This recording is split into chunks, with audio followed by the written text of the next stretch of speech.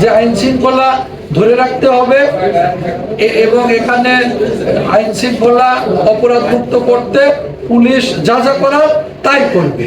এখানে দল মত নির্বিশেষে সবার প্রতি একই আচরণ করে আমাদের পুলিশ এগোবে। এখানে আমাদের সদাশয় সরকারের পক্ষ থেকে কোনো ব্যারিয়ার আমাদের নাই। আমরা সমাজের কল্যাণের জন্য পুলিশ কাজ করবে, আইন শৃঙ্খলা রক্ষার জন্য পুলিশ কাজ করবে, এটাই বর্তমান গণতান্ত্রিক সরকার চায় এবং সেই লক্ষ্যে আমরা এগোচ্ছি।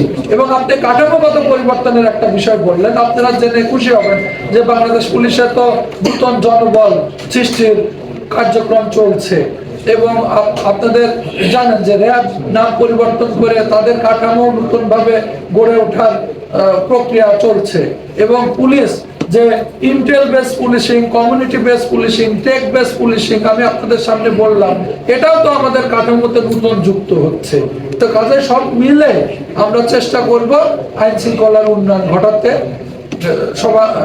বর্তমান সরকারের আপনারা জানেন যে আইন শৃঙ্খলার প্রতি একটা বড় কমিটমেন্ট আছে এবং সেটাকে সামনে রেখে আমরা এগোবো ইনশাল্লাহ।